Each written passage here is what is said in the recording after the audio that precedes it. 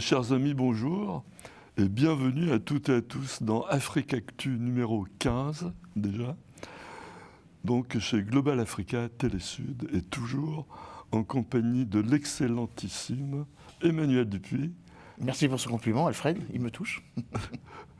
Président de l'IPSE, l'Institut de prospective Toujours. et sécurité en Europe, encore et toujours, et avec un regard très perçant, africaniste. Qu'est-ce qui se passe en Afrique? Alors Emmanuel, je ne sais pas si les présidents africains acceptent des stagiaires, mais je vais commencer par le commentaire au lieu de commencer par l'info. Chez nous, quand les présidents renvoient les assemblées à la maison pour faire de nouvelles élections anticipées, en général, ils se plantent, il n'y a pas d'autre mot. C'est historique. Et alors voilà qu'au Sénégal, le président Faye a réussi. Il a renvoyé tout le monde à la maison et il a récupéré une assemblée introuvable avec 135, je crois, sur 130. 130 sur 165 sièges. Ouais. C'est une énorme majorité, en effet, oui. Alors, bon, évidemment, ce qui rend encore l'affaire plus crédible, c'est qu'il n'y a eu que 49,72% de participation.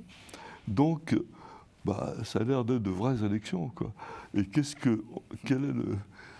C'est toujours de vraies élections au Sénégal, quand même. La morale de l'histoire que vous en tirez. Vous avez raison de faire cette antinomie avec la dissolution française, enfin la dissolution telle qu'elle a voulu le président de la République en juillet dernier, parce qu'effectivement, le résultat est inversé. Cette fois-ci, le président Bassirou Diomaye Faye et son premier ministre Ousmane Sonko ont solidifié leur ancrage de leur parti, donc le Parti des Patriotes Africains du Sénégal pour le travail, l'éthique et la fraternité, tout un programme, le PASTEF, qui a désormais les pleins pouvoirs. 130 députés sur 165, avec seulement pour la coalition présidée par l'ancien président Macky Sall, la coalition Taku Wallu Sénégal, 16 sièges. Après, il y a d'autres partis mineurs qui, évidemment, comptent moins dans cette assemblée. Il a d'autant plus réussi son pari qu'il a gagné les législatives dans toutes les grandes villes, préfigurant ce qui, de toute façon, était déjà le cas, puisque les dernières élections municipales l'année dernière avaient donné la mairie de Saint-Louis, la mairie de Thiès, la mairie de Dakar et la mairie de Ziguinchor au PASTEF. Donc le PASTEF a le pouvoir municipal, le pouvoir législatif. Et donc il a les coups des franches pour pouvoir mener à bien son programme. D'autant plus que le président Bassirou Diomaye Faye a été élu sans possible contestation en mai dernier. Donc le pouvoir exécutif, le pouvoir législatif, le pouvoir judiciaire étant encore autonome et indépendant au Sénégal. Alors qu'est-ce que ça nous dit? Ça nous dit que les Sénégalais ont voté en conscience et finalement en cohérence avec le projet présidentiel. Et que l'Assemblée nationale n'est pas une simple chambre d'enregistrement, mais une façon de mettre enfin en opérationnalité le programme et le projet présidentiel du PASTEF. On peut le résumer ainsi: la lutte contre la corruption, une affirmation plus forte des souverainetés, une volonté de travailler avec tous les voisins, quelle que soit la nature de leur régime, en l'occurrence le voisin malien dont l'aspiration démocratique est moindre depuis l'arrivée au pouvoir des militaires et le report des élections, le report sine die des élections législatives qui étaient prévues les élections présidentielles de transition qui étaient prévues en mars dernier, la volonté aussi du président Bassirou Diomaye Faye et de son premier ministre Ousmane Sonko de prendre en compte l'apport significatif, financièrement parlant, fiduciairement parlant, si on peut aussi l'indiquer dans la foulée, de l'immensité des projets d'investissement au Sénégal, avec la pleine maîtrise ou le retour de la maîtrise et de la souveraineté des ressources halieutiques, avec la renégociation des accords de pêche avec des entreprises exogènes, étrangères, notamment venues d'Asie, mais également les contrats pétroliers qui étaient considérés comme sibyllins avec l'ancienne présidence et que le président Bassirou Diomaye Faye veut revisiter. C'est important puisque théoriquement, si on prend en considération les possibles exploitations pétrolières et gazières au large du Sénégal, c'est 1 milliard d'euros qui va rentrer chaque année dans les caisses du pays, au Trésor public, pour les 30 prochaines années. Donc avec la possibilité de construire ou de reconstruire ou de bâtir un programme d'infrastructure. Et bien sûr, la lutte contre la corruption et la lutte contre l'impunité, étant donné que cette majorité en a fait son cheval de bataille par rapport à l'ancienne majorité qu'elle accusait d'avoir laissé les caisses vides et d'avoir évidemment pratiqué une corruption que, sur le papier, le PASTEF récuse bien évidemment. Très bien. C'était très clair, merci Emmanuel. Alors moins drôle, enfin moins positif on va dire, c'est chez les voisins algériens. L'écrivain franco-algérien Boualem Sansal, que tout le monde connaît, est placé sous mandat de dépôt. Et il avait été arrêté d'ailleurs le 16 novembre, donc c'est déjà une histoire qui perdure un peu. Qu'est-ce qu'on lui reproche ? Il a donné une interview à un magazine de droite français. Patriote, un magazine Patriote. Patriote, bon. Frontière. Frontière, justement, c'est une question de frontière, Ouais. où il a affirmé que lors de la colonisation, l'État français a pris une partie du Maroc qui allait jusqu'à Tlemcen, Oran, Mascara. Je dis par parenthèse à nos amis qui veulent regarder sur Internet où est Mascara, c'est un peu à l'est d'Oran. Mais de bien préciser, Mascara Algérie, sinon ils vont tomber sur des produits de beauté, donc c'est pas tout à fait la même chose. Bon voilà, et alors ça corrobore des rumeurs qu'on entend par ailleurs, comme quoi, lorsqu'il y a eu l'accord de protectorat en 1912, aussi une partie du Sahara, enfin bon. Donc, ce régime est quand même dans une phase de raidissement incroyable, parce qu'on lui reproche de porter atteinte à la sûreté de l'État. C'est quand même énorme. Puis alors, deuxièmement, il est franco-algérien. Donc la France est interpellée. C'est un citoyen français. Qu'est-ce qu'on pourrait faire ? Écoutez, c'est une question qui m'est chère et qui est sensible à mon cœur. J'ai moi-même signé une pétition composée de 42 intellectuels, comme on dit, ou d'universitaires, de collègues, de responsables associatifs, qui est parue dans le JDD, à l'initiative de mon ami Daniel Salvatore Schiffer, appelant à une libération immédiate de Boualem Sansal, que l'on connaît très bien. Il y a par ailleurs une mobilisation forte des écrivains, de ses collègues, 4 prix Nobel de littérature, dont Annie Ernaux, Jean-Marie Leclésio, le prix Nobel nigérian Wole Soyinka, ou son collègue turc Orhan Pamuk, qui se sont mobilisés non seulement pour la défense de Boualem Sansal, mais pour la liberté d'expression. Car après tout, il ne parlait pas au nom de la France, il parlait en son nom propre, et non pas au nom de l'Algérie ou de la France. Lui-même avait récusé la nationalité algérienne. Il y a donc une mobilisation très forte. Il y a un comité de soutien, désormais composé de 83 personnes, dont le président de l'Assemblée nationale et la présidente de l'Assemblée nationale et le président du Sénat, à l'initiative de notre ami commun Arnaud Benedetti, rédacteur en chef de la revue parlementaire et politique. Ça veut dire politique et parlementaire. Ça veut dire que revue parlementaire et politique, RPP. Ça veut dire qu'il y a une mobilisation forte des intellectuels. Mais ça ne suffit pas. Comme vous l'avez très bien dit, Boualem Sansal est franco-algérien. Il avait récusé sa nationalité algérienne. De toute façon, les Algériens ne reconnaissent qu'une seule nationalité. Donc, pour les Algériens, il est algérien, mais pour Boualem Sansal et sa grande liberté de pensée et liberté d'expression, il est franco-algérien, ou citoyen du monde, comme il aime à le rappeler. Donc, c'est une situation inacceptable, mais qui dit beaucoup de choses sur le régime. Vraiment, ce n'est pas le premier et le seul écrivain à être un peu, houspillé ou poussé dans ses retranchements. Son collègue Camille Daoud, prix Nobel, pas encore prix Nobel, prix Goncourt en 2024, est lui-même aussi sous le feu des critiques par rapport à sa dénonciation donc des vilainies qui se sont passées pendant la guerre civile. D'ailleurs, il y a un procès aussi intenté par une victime dont elle dit qu'il a usurpé l'histoire, ou en tout cas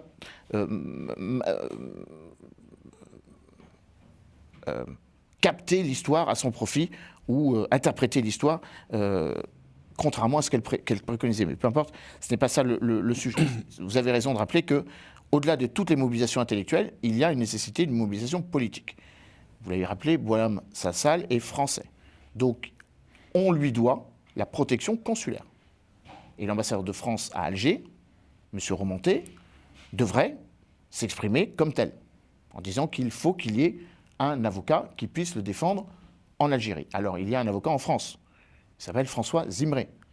C'est son avocat conseil en France, mais qui ne veut pas, ne souhaite pas aller en Algérie, car cela politiserait l'affaire. En fait, ce dont il s'agit, ce n'est pas tellement ce qu'il est dit, qu'en 1830, je crois que c'est une réalité historique, je n'ai pas eu accès aux archives, mais enfin, beaucoup rappellent qu'effectivement, en 1830, une partie du Maroc a été rattachée à l'Algérie dans sa dimension frontalière, enfin sa dimension côtière. Vous faites référence aussi à un deuxième acte, en 1912, le traité de Fès, qui institue le protectorat français sur le Maroc, prend une partie du Sahara oriental sous souveraineté du royaume chérifien et l'attribue à l'Algérie. Donc en fait, il y a eu une sorte d'inversion une confirmation du fait que l'Algérie a été créée sur une partie de ce qu'était le royaume chérifien, ou l'empire chérifien, dans sa linéarité depuis le premier établissement du royaume idrisside en 788. Les Marocains nous rappellent qu'ils sont en ligne directe dans cette linéarité de plus de 13 siècles, 1300 ans. Donc effectivement, cet auteur a évidemment évoqué le fait que la question des frontières était une question qui méritait un travail d'historien et qui, d'une certaine manière, met les Algériens devant une contradiction qu'ils ne veulent pas assumer, du fait qu'ils, effectivement, sont nés d'un processus de colonisation puis de décolonisation. Souvenez-vous la polémique qu'il y avait eu entre Emmanuel Macron et le président Tebboune, auquel s'était mêlé le président Recep Tayyip Erdogan, en évoquant le fait que l'Algérie aurait été une création française. Il est vrai qu'entre 1830, l'arrivée du général Boulanger, la départementalisation de l'Algérie en 1849, le décret Crémieux, qui rappelle que l'Algérie est partie intégrante de la France à partir de 1870, les 3 départements français qui, de 1849 à 1962, ont bien constitué une partie du territoire national. C'est un fait historique. Je ne le défends pas, mais c'est un fait historique. Et donc, d'une certaine manière, on a le sentiment que le régime d'Alger, si vous m'autorisez de l'exprimer ainsi, est très tendu et particulièrement à vif sur tout ce qui pourrait constituer une remise en cause de sa geste révolutionnaire, sa destinée politique et tout simplement de sa singularité. Et donc, Boualem Sansal est victime collatérale de ce que les Algériens veulent nous rétorquer par rapport à notre relation de plus en plus normalisée, stabilisée avec le Maroc. En fait, il est indirectement la conséquence de la lettre qu'a écrite le président Emmanuel Macron le 30 juillet dernier à l'occasion de la fête du trône, pour célébrer donc le 25e anniversaire de l'accession au pouvoir de Mohamed VI sur le trône en 1999, pour la reconnaissance, à défaut de la marocanité du Sahara, la reconnaissance de l'autonomie proposée par le Maroc comme la solution pour l'administration, la dévolution des pouvoirs, au Sahara marocain. Donc, évidemment, c'est une question sensible, mais je vous l'accorde, c'est peut-être le plus important à mettre en exergue, c'est le fait que la France n'ose pas, à cause des conséquences que ça peut avoir, entre guillemets, non pas politiser l'affaire, mais en faire une dimension franco-algérienne. L'avocat que je citais, François Zimré, indique qu'il faut que ce soit une affaire algéro-algérienne, en mettant en avant le fait que les avocats algériens doivent pouvoir accéder à leurs clients et pouvoir exprimer leur opposition à ce que vous évoquez, l'article 87 du Code pénal algérien, car il est effectivement sous le coup d'une accusation d'atteinte à la sûreté de l'État, de terrorisme, ce qui peut lui valoir une peine capitale. Qui peut lui effectivement aboutir, si c'est jugé comme tel, à la peine capitale. Donc, bien évidemment, et espérons qu'on n'aboutisse pas à cette, hélas, triste réalité judiciaire algérienne, mais évidemment, c'est une question qui mériterait un peu plus de courage politique, si vous m'autorisez de le dire ainsi. C'est la raison pour laquelle il est important que les autorités politiques s'expriment en rappelant que la France doit dire quelque chose. Le ministre des Affaires étrangères, Jean-Noël Barrot, a rappelé le caractère absolument imprescriptible de la liberté d'expression, parce qu'il s'agissait de cela, peu importe le média dans lequel ça a été prononcé, mais il faut aller peut-être un peu plus loin. Oui, moi je souscris à votre propos, cher Emmanuel. Boualem, il est français, donc c'est une affaire franco-algérienne. Il faut défendre nos citoyens, enfin, c'est le bien. Il faut effectivement défendre nos Algériens quand ils sont victimes de l'arbitraire. Oui, enfin, bon. Je l'ai dit, hein, je l'ai dit comme ça. Vous l'avez dit. Je l'ai dit. Mais je ne suis pas ministre des Affaires étrangères, et encore moins président de la République. Hélas. Mais si j'étais président de la République, j'affirmerais un peu plus fermement ce principe fondamental du droit. Oui, puis de toute façon, les Algériens sont tellement irrités par l'évolution récente de la relation avec le Maroc qu'ils ne vont pas s'arrêter. Ça n'ira pas en s'améliorant, je vous l'accorde. C'est clair. Hein. Donc, une chose qui va un peu mieux, à l'est, sud-est, c'est entre la RD Congo et le Rwanda. Il y avait un armistice qui s'était mis en place, un cessez-le-feu, fin août, début août. Et là, ils se sont mis d'accord sur un document censé fixer les modalités d'un éventuel désengagement des troupes rwandaises présentes sur le territoire congolais. Alors, c'est une évolution quand même forte des postures des uns et des autres. Comment on explique ça?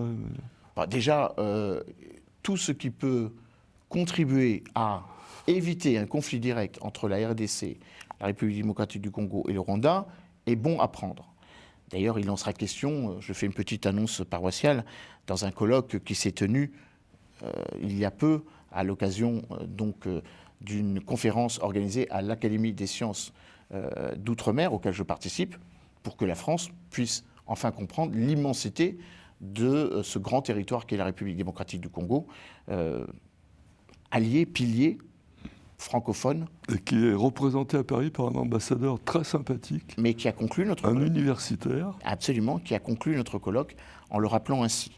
Je ne minore pas la taille du Rwanda et l'immensité de la taille de la RDC, qui tel un revolver, on dit souvent qu'il a cette forme d'un revolver, mais qu'il est surtout le coffre-fort de l'Afrique, le coffre, j'allais dire le coffre-fort, et au sens propre comme au sens figuré, puisqu'il s'y retrouve à peu près tous les minerais que nous exploitons, que l'ensemble de la planète a besoin pour son économie, à la fois carbonée et digitalisée. Mais au-delà de tout ça, vous avez raison de rappeler que l'Angola et le président João Lourenço jouent un rôle de médiateur, de facilitation. Et il est toujours très intéressant de voir des pays qui ne sont pas directement liés à la conflictualité jouer ce rôle. Et d'une certaine façon, ça montre l'émergence d'une diplomatie africaine. On l'a vu avec le Maroc par rapport à la Libye, Skirat, Bousnika, entre 2015 et encore il y a quelques mois. On l'a vu aussi avec le Soudan ou le Gabon vis-à-vis de la RCA. On sort de l'écheveau, du marigot dans lequel le conflit se déroule, en essayant de sortir des acteurs qui y sont impliqués, les pays limitrophes. On pourrait aussi prendre l'exemple de la médiation au Qatar avec les groupes politico-militaires tchadiens. On pourrait comme ça évoquer de manière quasi à la Prévert, une liste à la Prévert, de ces médiations. Ce qui est important, et ce que je retiens, c'est que ce cessez-le-feu est fort car il est porté par un pays qui compte, l'Angola, que respecte et le Rwanda et accessoirement la République démocratique du Congo. Deuxièmement, les relations entre le président Tshisekedi et le président Kagame ont été facilitées aussi, car dans le cadre du G20, présidé par le Brésil jusqu'à présent, et présidé demain, c'est-à-dire au début de l'année 2025, par le président Cyril Ramaphosa, première fois qu'un pays africain va présider le G20, il y a là aussi la façon de conforter l'idée que les pays africains ne doivent pas se faire la guerre s'ils veulent être représentés comme tels, comme membres permanents du Conseil de sécurité. Il serait très malvenu que des pays qui sont riches, dont la croissance est forte, qui par leur antagonisme récurrent et pertinent et permanent, viennent obérer l'idée que le continent africain ne peut pas être représenté car c'est un continent en guerre. Il est vrai que sur les 56 conflits que l'on trouve dans le monde, une bonne partie, quasiment une vingtaine, se trouve sur le continent africain. Zone de conflit, de tension, guerre infra-étatique, guerre civile ou opposition larvée avec des groupes armés terroristes. Et donc ça, c'est un élément très important. Au-delà du Rwanda et de la République démocratique du Congo, il y a la crédibilité d'un continent africain qui s'est stabilisé, qui a gagné sa 21e place au G20, puisque désormais, depuis novembre 2023, lors du sommet de Bali, sous présidence indonésienne, l'Afrique fait désormais partie, l'Union africaine, les 54 États de l'Union africaine font désormais partie du G20, et donc il serait très malvenu qu'au cœur de l'Afrique, avec une conflictualité récurrente depuis maintenant plus de 30 ans, certains disent 1, 2, voire 3 millions de victimes suite au génocide au Rwanda en 1994, aux guerres civiles 92-93 au Burundi, à l'émergence et à la continuation d'une guerre civile et de facto l'installation, l'enquistement de groupes rebelles soudanais, ougandais, rwandais et burundais en territoire en République démocratique du Congo et vice-versa. Et donc du coup, cette idée sur laquelle la frontière est-orientale de la RDC serait une zone qui n'arrive pas à être stabilisée serait une très mauvaise nouvelle, car l'ONU, théoriquement, aurait dû pacifier cette région à travers la MONUC, 1999, et la MONUSCO. Donc se joue réellement la crédibilité d'un continent africain qui se donne les moyens de tout faire pour que des pays qui sont au cœur de ce dispositif ne se confrontent pas. Dernier point, le Rwanda a été moteur dans l'intégration économique africaine. La zone de libre-échange continentale africaine a été mise sur les fonds baptismaux, placée sur les fonds baptismaux à Kigali, sous présidence rwandaise de l'Union africaine en 2017. Et aujourd'hui, depuis le 1er janvier 2021, l'intégration africaine sur le plan économique favorise l'émergence d'une économie africaine plus résiliente, avec des taux de croissance qui sont ceux que le NEPAD appelait de ses voeux, dans le cadre de l'objectif des développements durables, dans le cadre de l'agenda 2063. Donc il ne faut pas freiner ce besoin et cette nécessité de construire une Afrique stable économiquement et pacifiée militairement.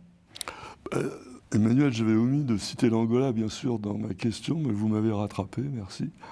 Et je voudrais ajouter aussi que l'Angola est brillamment représenté à Paris aussi par son ambassadeur.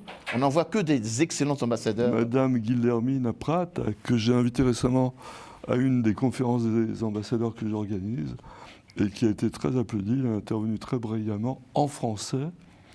Et elle a dit qu'elle avait choisi de parler en français ici à Paris. Voilà.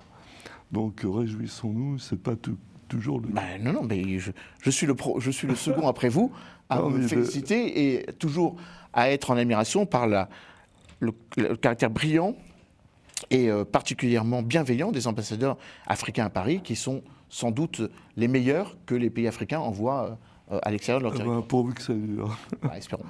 Alors, la dernière question, il nous reste 3-4 minutes, c'est un prétexte, on va dire, pour évoquer la politique africaine de l'Allemagne. Il y a quelques années, il y a 10-15 ans, ils ne s'intéressaient pas trop, ils avaient déjà un pied-à-terre en Tunisie avec Léonie, avec des entreprises. Mais là, il y a une info qui est tombée ces jours-ci. Ils viennent de doter Madagascar de 450 millions d'euros pour des projets évidemment bienfaisants à Madagascar. Et donc c'est quand même un peu d'argent, 450 millions. Et alors Emmanuel, la question que je vais vous poser, comment vous appréciez aujourd'hui l'évolution de la posture allemande au regard des pays notamment francophones, puisqu'avant ils évitaient d'y mettre les pieds, ils considéraient un peu que c'était un... Just garder. Ouais, alors déjà, il y a une grande différence entre ce chancelier, particulièrement fragilisé depuis quelques semaines, et sa prédécesseur.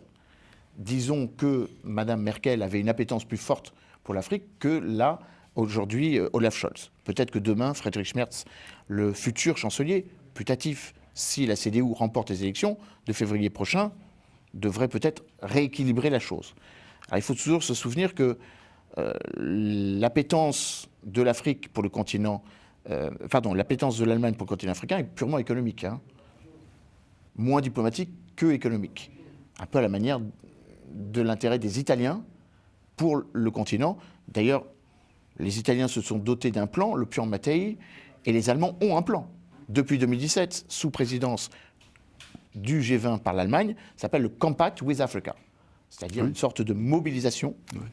Profitant du G20, c'est là toute la subtilité et toute l'intelligence de l'Allemagne, parce que ce n'est pas l'Allemagne, c'est l'Allemagne sous présidence du G20 qui a lancé et pérennisé un programme qui continue toujours, puisque le président Lula, à Rio de Janeiro, il y a quelques jours, a rappelé qu'on continuera à développer un intérêt particulier pour le continent africain en profitant des 300 millions annuels d'euros que donne l'Allemagne sur 13 pays.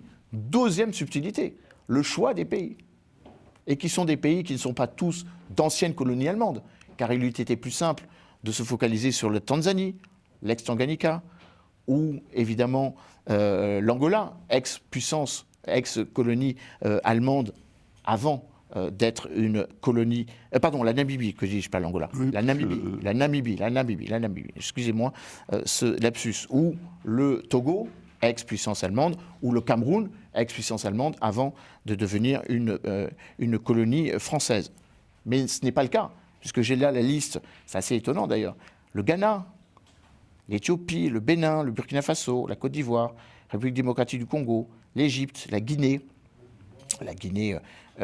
Conakry, le Sénégal, j'ai dit le Rwanda, bien sûr, le Maroc, le Togo et la Tunisie. Bref, des pays qui sont finalement assez résilients en termes économiques.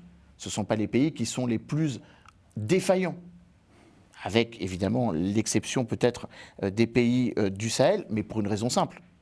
Mali, Burkina Faso et Niger sont importantes pour les Allemands, car ils y avaient des troupes. Par le biais de la MINUSMA au Mali, par le biais d'un contingent au Niger et par le biais de la coopération qu'ils faisaient avec nos forces spéciales au Burkina Faso dans le cadre de la lutte contre les djihadistes. Donc, une grande subtilité, une grande intelligence, avec des chiffres évidemment qui finalement sont assez concurrentiels. J'ai là encore une fois une comparaison entre 2017 et 2020, une augmentation de plus de 2 milliards d'euros d'investissement des entreprises allemandes vis-à-vis du continent africain. Donc une sorte de croissance continuelle quand d'autres pays temporisent ou d'autres pays se trouvent un peu bloqués, le nôtre, mais pas seulement, dans une relation qui est très idéologisée, très politique, alors que l'on voit dans l'Allemagne un pays finalement qui est un pays avec lequel on fait des transactions commerciales. Oui. Et donc c'est avant tout de l'économie avant tout de la géoéconomie, avant d'être de la géopolitique. Il passe à travers les gouttes, c'est clair. Merci Emmanuel. Merci Alfred. On se retrouve dans 15 jours. Avec plaisir. Et quant à nous, on se retrouve dans une demi-seconde pour accueillir Madame Koumba Traoré, qui est la secrétaire générale du Forum de Bamako, un forum annuel ou bisannuel. Annuel, que certains considèrent comme le Davos de l'Afrique. Voilà, à tout de suite.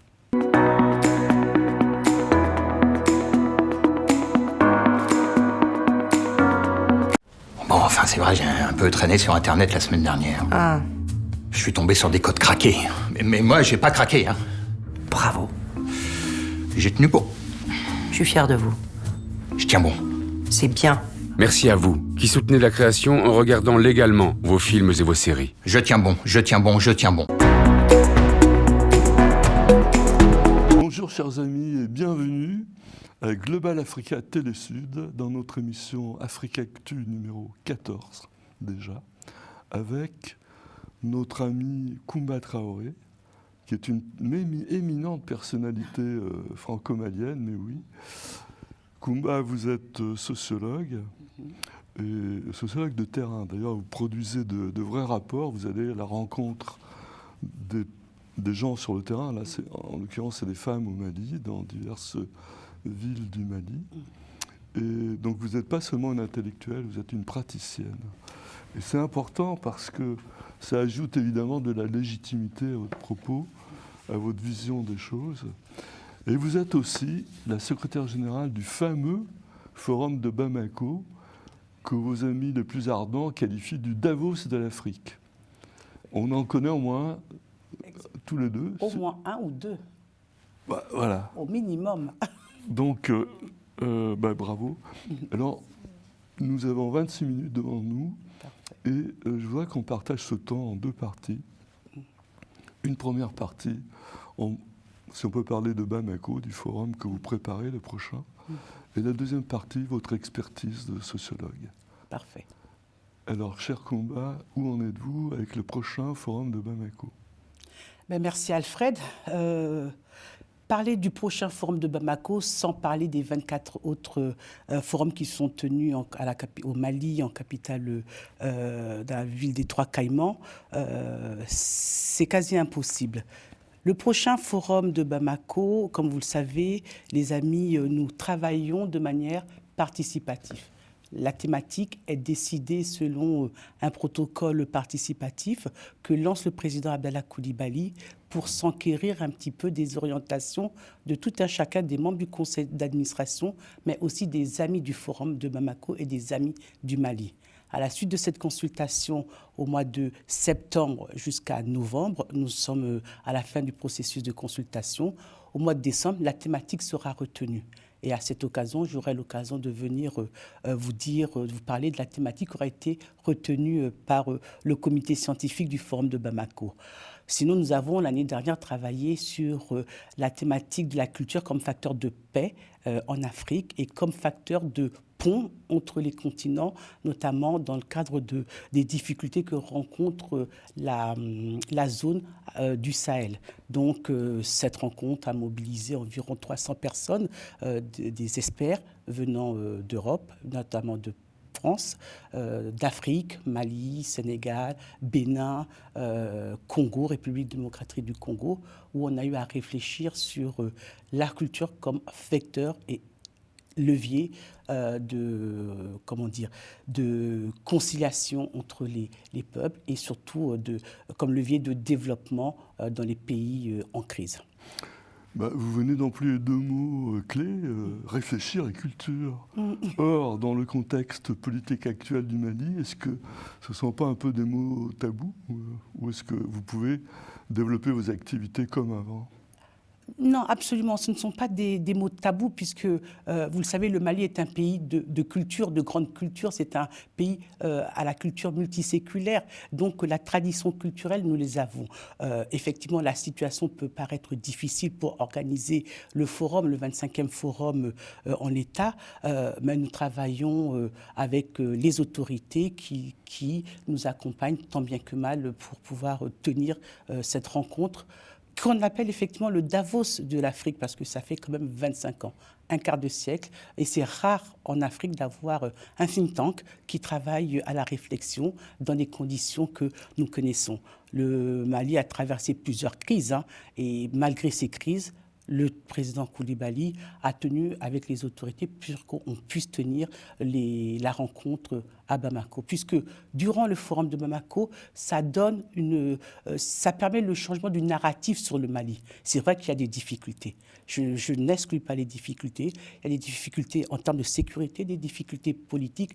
Néanmoins, le Mali est là, le Mali est debout, et le Mali et les Maliens surtout aspirent à reconstruire, en tout cas à donner une certaine image de ce que les Maliens vivent au quotidien. Rien n'est simple, c'est certain, mais nous arrivons à organiser encore nous avons des espaces démocratiques. Et le forum fait partie de ces espaces démocratiques où l'expression est libre, sans difficulté et sans contrainte. Est-ce que vous êtes soutenu par des entités, des institutions, des entreprises européennes ou voire françaises ? Il fut un temps... Nous avons été accompagnés durant ces 25 ans, ces 24 ans par de nombreuses entités, institutions internationales, que ce soit l'Union européenne, que ce soit l'ambassade de France, que ce soit le système des Nations Unies, le PNUD, la MINUSMA à l'époque, l'ambassade de Suède. Donc nous avons eu, en tout cas, on a bénéficié d'un accompagnement multipartenarial qui nous a permis de tenir ces activités du forum. Mais le plus gros des financements vient quand même de l'intérieur, avec les fonds propres du forum d'une part, et d'autre part un accompagnement un accompagnement technique, voilà, de la part des autorités, que ce soit les visas, que ce soit un certain nombre d'aspects logistiques où on nous a facilité l'accès. Et le statut du forum, c'est quoi? Une association, un institut? C'est quoi? C'est une association, c'est une fondation qui nous sommes dans la démarche pour avoir une reconnaissance d'utilité sociale. Alors vous dites que vous ne connaissez pas le futur thème.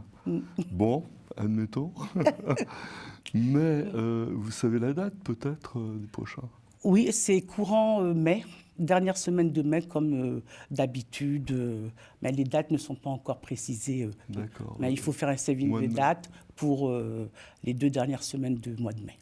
Bon, on sera bien engagé dans le printemps. Oui. On verra si tout va bien.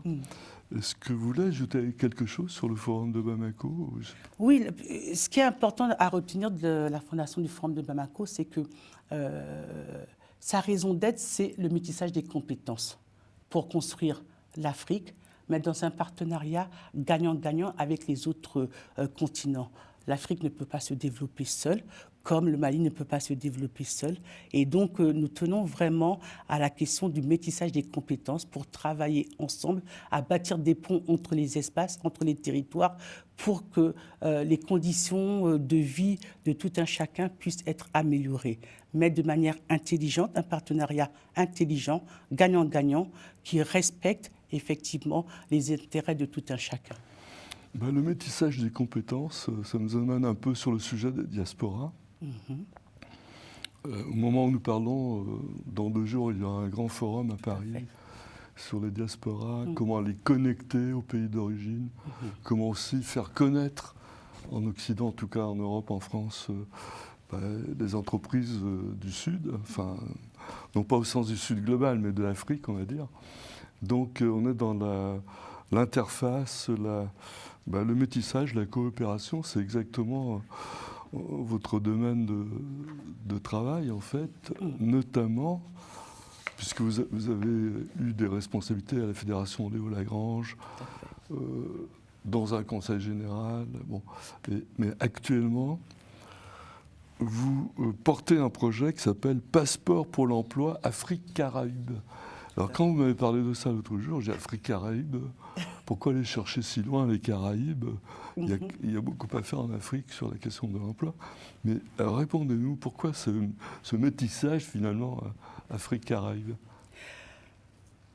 Tout simplement, ce qu'il faut retenir, c'est que la diaspora, vous avez parlé de diaspora, et notamment les afrodescendants, beaucoup se trouvent dans les Caraïbes. Comme vous le savez, l'Union africaine a fait de la diaspora le 6e continent de l'Afrique. Ils ont un statut particulier au sein de l'Union africaine. Donc ça, c'est la première chose. Deuxième chose, pourquoi les Caraïbes?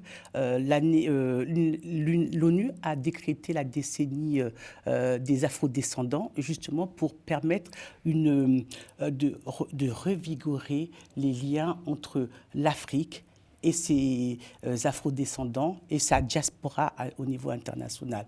Et c'est dans ce cadre-là que nous avons eu à réfléchir à la nécessité de mettre en place des ponts, je parlais des ponts tout à l'heure, de métissage des compétences sur l'épineuse problématique de l'employabilité des jeunes. Aujourd'hui, outre le défi du changement climatique, nous avons un défi majeur au monde et à travers, notamment sur le continent africain et dans la zone Caraïbe, qui concerne l'insertion des jeunes qui ne sont ni en emploi, ni en formation, ni en études. Vous le savez, l'inactivité des jeunes a des conséquences aussi bien sur les phénomènes économiques, mais aussi sécuritaires. On a observé au niveau de l'Afrique de l'Ouest, et notamment dans les États du Sahel, que la loisivité et le manque d'emploi pour les jeunes et le manque de perspectives pouvaient les emmener dans des actes, dans de la radicalisation et dans l'extrémisme violent, et même dans du djihadisme et du terrorisme ou du narcoterrorisme. Donc la question essentielle, et aujourd'hui même en France, nous voyons ce qui se passe dans nos quartiers, dans les banlieues, notamment à Marseille, on voit que le phénomène de l'oisivité pose un problème crucial de sécurité nationale et internationale. Donc, la question de l'employabilité des jeunes doit être prise, à mon sens, selon notre expérience, dans une approche holistique et transversale en réalité. Nous avons les mêmes phénomènes, même si les conditions sont différentes, nous avons des phénomènes et des conséquences qui sont partout sur le territoire. Maintenant, concernant la Caraïbe, on va se focaliser sur la Martinique. Nous avons eu à travailler à la demande de la mission locale de Martinique Nord à l'élaboration de ce projet sur l'employabilité de ces jeunes. Pourquoi ? Tout simplement parce qu'en Martinique, vous avez vu aujourd'hui l'actualité avec les manifestations sur la vie chère et autres, les jeunes sont majoritairement les manifestants. On nous a demandé de réfléchir à un programme. Mais beaucoup de dispositifs existent en réalité en termes de prise en charge de ces jeunes-là. Nous, on a voulu apporter notre savoir-faire, c'est-à-dire amener la réflexion au niveau africain, puisque les jeunes de Martinique ont des difficultés dues aussi à leur insularité.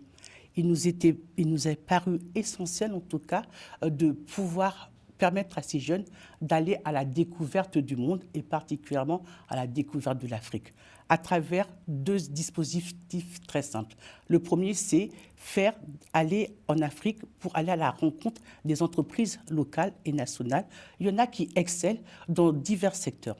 Mais dans ce programme, nous avons retenu 3 secteurs. Le premier, c'est l'eau, l'assainissement et l'économie verte pour le Sénégal. La Côte d'Ivoire est spécialisée, a un savoir-faire, a un atout sur tout ce qui est hôtellerie, tourisme et restauration. Donc nous avons, avec les amis de Martinique, travaillé sur une formation qualifiante pour les jeunes martiniquais qui iraient rejoindre la Côte d'Ivoire pendant 4 mois, faire des stages dans des entreprises hôtelières de haute gamme. Et puis pour le Bénin, vous savez, le président Talon a été récemment au Bénin, en Martinique, pour rencontrer un petit peu les Martiniquais, les Caraïbéens. Et à l'issue de cette rencontre, la mission locale a proposé que le Bénin puisse accueillir ce programme autour de la valorisation du patrimoine culturel et des industries créatrices culturelles, notamment dans ce qu'on appelle le tourisme mémoriel, puisque le président Talon a vraiment donné des orientations sur ces thématiques-là. Ce programme, Passeport pour l'emploi, vise l'employabilité de 600 jeunes. 600 jeunes, dont 300 jeunes martiniquais, 100 béninois, 100 sénégalais et 100 ivoiriens, à travers justement un programme qui va associer le secteur public et le secteur privé et l'ensemble des travailleurs du secteur. Donc un programme innovant dans sa démarche, un programme transnational, il est sur 4 territoires, et en même temps un programme holistique qui va prendre le jeune durant 18 mois pour le remobiliser, pour le reconstruire et pour qu'il soit vraiment qualifié dans les métiers qu'il aurait choisis. Et ces métiers ont été choisis en fonction des besoins de l'économie nationale martiniquaise et des économies nationales des 3 pays. Voilà succinctement. Bah, quel talent! Je ne vous ai pas arrêté, mais franchement, vous avez répondu à plusieurs questions que j'allais vous poser après. Je suis désolée. C'est pas grave, j'en trouverai d'autres. OK. Et quand même, un truc marrant dans votre propos, c'est que jamais vous n'avez dit que la Martinique, c'est la France. Parce que, oui, parce que finalement, on est dans la situation où, par exemple, le Bénin va accueillir des jeunes Français en mal d'insertion. Et donc, on va aller se ressourcer en Afrique pour essayer que les choses aillent mieux chez nous, quoi. D'autre part, une question un peu qui n'est pas... C'est pas pour vous embêter, mais c'est juste que pourquoi on n'a pas pensé, quand même, à ajouter des gens de banlieue qui ont beaucoup de difficultés d'insertion aussi, peut-être moins que les insulaires martiniquais, mais il me semble que Puis aussi un certain nombre de fantasmes des afro-descendants sur le pays de cocagne ou l'Eldorado que serait le pays des origines, qui pourrait être revisité, un peu remis un peu dans le réel, quoi. Mais alors, ça dure combien de temps vous l'avez dit, non? Le programme dure 18 mois pour les jeunes. Les jeunes. Les jeunes. Juste une précision. Effectivement, l'Afrique va servir de réceptacle à des jeunes qui, effectivement, ont besoin de donner du sens à leur vie, à leur existence. Je l'ai dit tout à l'heure, mais en filigrane. La problématique de l'insularité pèse énormément sur les jeunes de Martinique et des Caraïbes en général. Je crois que l'un des enjeux de ce dispositif, c'est justement travailler sur cette insularité qui peut être effectivement limitant, un facteur limitant à l'épanouissement social et professionnel des jeunes, puisque l'étroitesse de l'économie fait que beaucoup d'entre eux sont sans emploi. Juste un rappel, puisque vous me dites que la Martinique, c'est la France, effectivement. Le pourcentage de jeunes NEET en Martinique est de 26%, qui ne sont ni en emploi, ni en formation, ni en études. Ça, c'est le double de la France. Je sais, je l'ai lu dans votre texte. Le double de la France. Ici, c'est environ 13%. En Martinique, c'est 26%. Ouais. C'est énorme. Et encore, la Martinique est le département, la collectivité territoriale la moins impactée en réalité parce qu'elle est moindre par rapport à la Réunion et la Guadeloupe. Donc ça, c'est tout. Maintenant, la question, pourquoi ne pas proposer aux jeunes de banlieue? Alfred, juste pour vous dire qu'en réalité, ce que nous proposons dans ce programme, on l'a déjà fait en réalité ici. Mais dans les années 2096 jusqu'à 2000, à l'époque, ce qu'on appelait, moi j'appelle ça l'époque, les 30 glorieuses de la politique de la ville. En effet, à l'époque, je travaillais à la Maison des Potes de Grigny-la-Grande-Borne et nous avions à l'époque mis en place des projets de chantier de solidarité internationale qui permettaient à des jeunes de banlieue d'aller travailler dans des chantiers humanitaires dans des pays tels que le Sénégal, le Mali, le Burkina, à l'époque où c'était encore possible. Donc ça existe. Aujourd'hui, les dispositifs existent. Mais là, ce que nous apportons de plus à ces chantiers, c'est l'aspect qualification, formation et emploi en réalité. C'est ce qu'on apporte de plus. Sinon, aujourd'hui, de nombreuses structures font des chantiers de solidarité internationale, ce qu'on appelle aujourd'hui des chantiers d'éducation à la citoyenneté et à la solidarité internationale, notamment financés par l'AFD et le ministère des Affaires étrangères. Et beaucoup de jeunes en tout cas, ont eu à bénéficier de ces activités au niveau de la France hexagonale. Donc voilà, pour répondre à votre question, effectivement, les jeunes, ce programme est un programme, Passeport pour l'emploi est un programme expérimental dans un premier temps, mais qui a vocation après à être capitalisé, mutualisé et donner une assise plus importante, et notamment en Hexagone. Et ce programme, il est financé par qui? Nous sommes en train de mobiliser les fonds, notamment avec le fonds européen, le FSE, ce qu'on appelle le Fonds de solidarité européen, et une bonne partie de tout ce qui concerne les missions locales, le financement du Conseil territorial Martinique. Donc toutes ces institutions vont être, l'Union européenne, vont être sollicitées pour la partie effectivement prise en charge des jeunes, et notamment la francophonie va être sollicitée.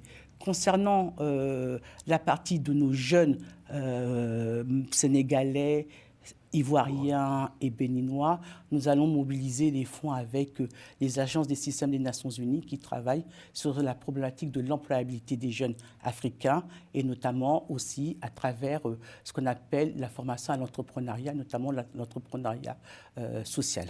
Mais pour vous, Koumba, porter un projet pareil, c'est quoi? C'est 1 an, 2 ans de préparatoire? C'est quoi? C'est long, 1 an de non? préparatoire, puisque c'est 1 an? 3 pays, c'est 4 pays. Ça vous aura- 4 pays, et dans chaque pays, c'est vous aura- 3 collectivités territoriales avec lesquelles nous travaillons. En fait, c'est un travail, on crochette en fait. L'innovation Ah, vous sociale. faites de la dentelle. On fait de la dentelle. Voilà. L'innovation La sociale. dentelière, c'était un prix Goncourt dans les années 70. Nous sommes obligés de travailler comme ça. On ne peut plus aujourd'hui, me semble-t-il, travailler de manière industrielle lorsqu'on travaille avec le capital humain, lorsqu'on travaille avec les hommes. On construit les hommes, on façonne les hommes. Et la question de l'employabilité, ce n'est pas simplement une question de compétences, c'est aussi une question de savoir-être, de savoir-vivre. Et donc, toute cette jeunesse qui est en difficulté, il y a tout un travail de reconstruction de ce qu'ils sont, de reconstruction physique, mentale, et aussi des compétences techniques. Je parlais tout à l'heure des compétences, il n'y a pas que les compétences, c'est-à-dire les freins directs au chômage pour ces jeunes leaders, c'est-à-dire les freins directs, qu'est-ce que c'est? C'est l'inadéquation entre l'emploi et la formation, l'absence de compétences techniques pour ces jeunes-là. Mais nous avons aussi des freins indirects qui concernent l'état de santé mentale, physique, les problèmes de logement, les problèmes administratifs. Tout ça vient en tout cas handicaper ou limiter l'accès de ces jeunes à l'emploi ou à l'éducation ou à la formation. Donc c'est un travail holistique qui prend en charge toutes ces dimensions. Donc on recoue. Très bien. Koumba, je vais maintenant poser une question à l'intellectuel que vous êtes aussi, puisque vous êtes diplômé du 3e cycle. Vous avez évoqué les 30 Glorieuses et la politique de la ville. Que ce que vous faites là avec l'Afrique, vous l'avez fait avec les banlieues françaises. Alors ma question, alors je sais qu'elle est difficile, et il nous reste 3 minutes. Ma question c'est, mais qu'est-ce qui ne marche pas? Qu'est-ce que nous n'avons pas compris? Je pense au niveau des politiques publiques, pour être dans le désarroi où nous sommes, parce qu'il n'y a pas qu'en Martinique qui mettent le feu aux poubelles. Non. En métropole aussi. Donc, quel est votre point de vue? Qu'est-ce qu'il faudrait faire? Ben, 3 minutes. J'avais prévenu que c'était. Ben, justement. 3 minutes ne suffisent pas pour répondre à cette question qui est à la fois complexe, mais en même temps simple en réalité. Simple, pourquoi? Tout simplement parce qu'il faut réinterroger ce qui nous arrive aujourd'hui, il faut réinterroger les politiques publiques, notamment à l'égard de ces banlieues. Et ce que moi j'appelais les 30 glorieuses de la politique de la ville. À l'époque, je me souviens très bien, on avait déjà attiré l'attention sur les dérives de la politique de la ville. Parce qu'à un moment donné, on avait investi dans la politique de la ville au niveau des associations de quartier. Il y avait tout ce tissu associatif, ce tissu humain qui faisait que les jeunes des banlieues, les jeunes étaient pris en charge de manière républicaine, citoyenne, au sein de leur quartier. Ils participaient à la vie, à la gestion de la cité à travers les financements du tissu associatif, et notamment tissu associatif local, mais aussi des mouvements d'éducation populaire. Il y avait un maillage territorial des organisations, des mouvements d'éducation populaire. À la fin, finalement, ce qui s'est passé, c'est qu'on a vu cette dérive où la politique de la ville a oublié de travailler sur les humains, sur l'humain, et a préféré faire de la réhabilitation des quartiers, peindre les bâtiments, casser les bars, les tours, mais ils n'ont pas pris en charge justement cette problématique humaine. Et on a laissé petit à petit les hommes de côté au profit du bâti. Et si vous regardez l'évolution de la politique de la ville, je pourrais revenir pour discuter de ça, parce que c'est quelque chose qui me passionne. On a oublié l'homme pour aller sur le bâti. Et dernière chose aussi, c'est que la nature a horreur du vide. Lorsque les financements ont commencé à se tarir, les associations n'avaient plus de quoi mener des activités. La nature a horreur du vide. À partir des années 80, on commençait à émerger des caves, des mosquées sautent dans les caves. Et ça correspond Ce sera le mot de la fin, mais j'ai juste un mot. Ça correspond à la décrue du Parti communiste qui maillait avec ses associations récréatives, les maisons de jeunesse, culturelles et pédagogiques, Tout le à fait. territoire. Et ceux qui prétendent l'avoir remplacé ne font pas ce travail. Parce que les moyens ne sont plus là, et puis aussi le corpus idéologique n'y est plus aussi. Donc, On aura besoin de vous une prochaine fois alors. avec plaisir. Expliquer le mode d'emploi, comment on va faire. Avec plaisir. Bon, on en parlera au prochain changement de gouvernement. Ok, avec plaisir. Merci Koumba C'est moi, d'être c'est moi. venu. C'est moi, et à très bientôt. bientôt. Et on espère vous voir aussi avec nous, avec ma casquette de Forum de Bamako, Oui. au Mali, prochainement. Exactement. Eh bien, nous, on se retrouve dans 15 jours. Merci.